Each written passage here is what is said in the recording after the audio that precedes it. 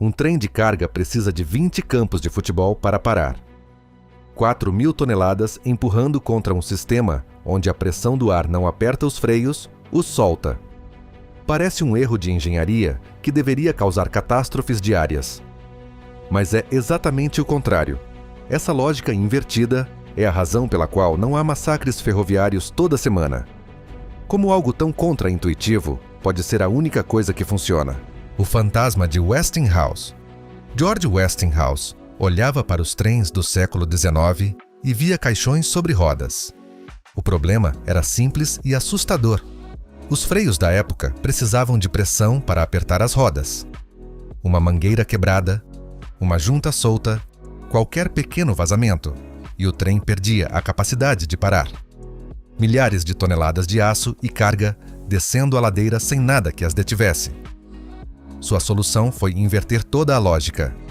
Projetou molas tão potentes que mantêm as sapatas de freio pressionadas contra as rodas de forma permanente. Sempre. O estado natural do trem é estar parado. Para que ele se mova, o compressor precisa bombear ar constantemente, empurrando contra essas molas com força suficiente para separá-las das rodas. Pense assim: o motor não luta apenas contra o peso do trem. Luta contra um sistema que quer freá-lo a todo momento. E aqui está a genialidade brutal. Se algo falha, qualquer coisa, as molas vencem. O trem para sozinho. Sem intervenção humana, sem eletricidade. Nada além de pura física e metal contra metal. Elegante. Quase perfeito. Até colocar esse sistema em um trem de 1 milha de comprimento. 1 milha de metal empurrando. O sistema de Westinghouse é brilhante, até que você o estende ao longo de 1 milha de vagões. Os trens de carga americanos superam 1,6 km de comprimento. A ordem para frear viaja pelo tubo de ar à velocidade do som e ainda assim demora vários segundos para chegar ao último vagão. Enquanto isso, os vagões dianteiros já estão mordendo os trilhos com toda a força das molas. Mas os de trás continuam empurrando. 4.000 toneladas de inércia que não perceberam que é preciso parar. Essa compressão brutal nos engates pode dobrar o trem como uma sanfona, descarrilá-lo. O engenheiro tem que dosar a frenagem com uma precisão que beira o artístico, muito suave e não freia, muito brusco, e o trem se devora. E aqui vem o realmente brutal. Imagine que esse engenheiro vê um obstáculo a meia milha de distância. Ele aciona o freio de emergência.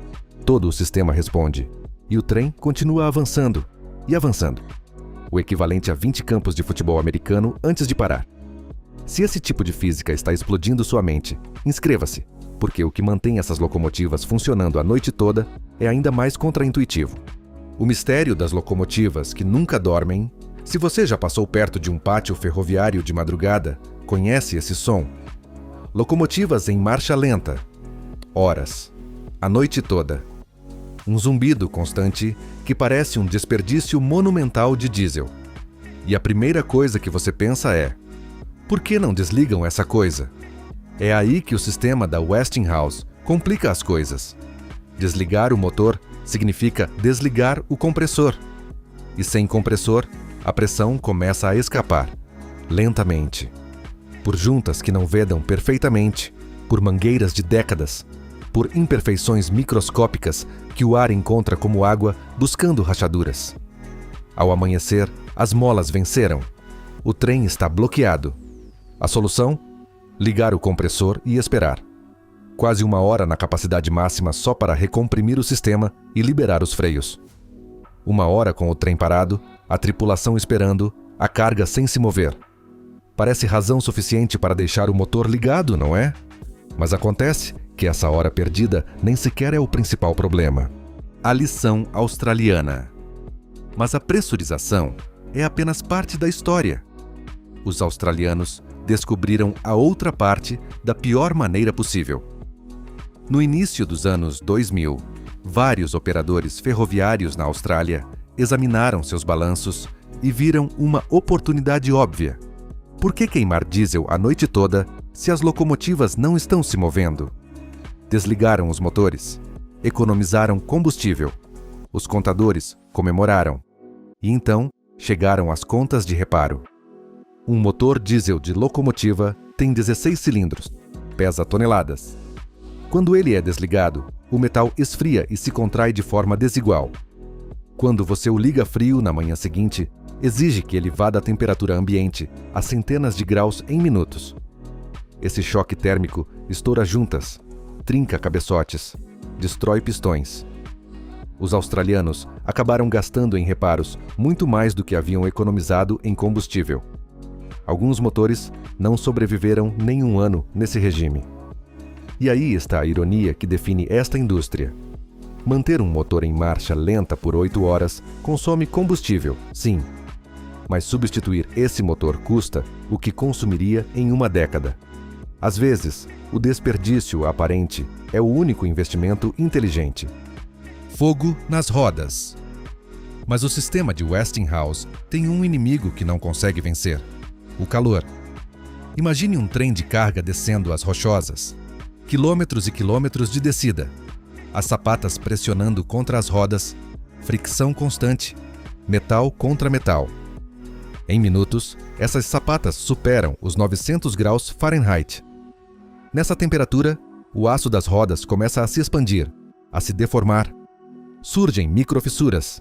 E se o maquinista continuar freando assim, as rodas perdem integridade estrutural. O trem deixa de ser um veículo. Torna-se um projétil de 4.000 toneladas sem nada que o detenha. A solução é uma das peças de engenharia mais elegantes que você encontrará em qualquer máquina: a frenagem dinâmica.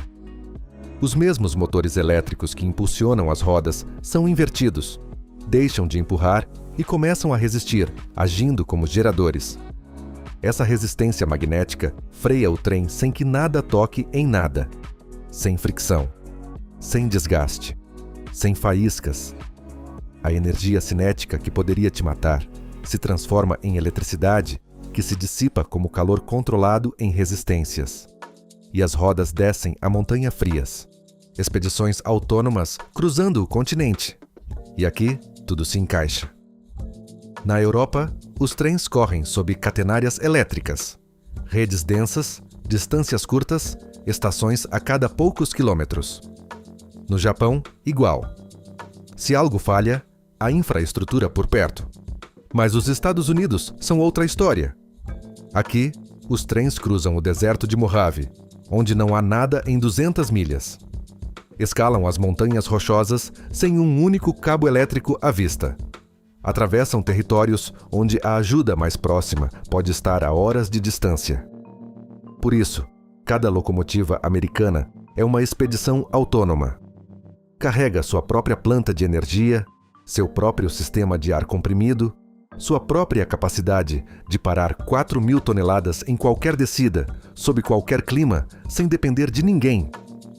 Da próxima vez que você ouvir uma locomotiva em ponto morto, às 3 da manhã, já sabe o que está acontecendo. Esses motores que nunca desligam, essas molas que nunca descansam, esse compressor lutando contra a física durante toda a noite. Uma coreografia de segurança projetada há mais de um século, funcionando exatamente como deve. E isso não é tudo. Se a engenharia oculta atrás dos trens de carga te pareceu fascinante, este vídeo vai realmente te deixar de boca aberta. Entre para assistir e não deixe que te contem.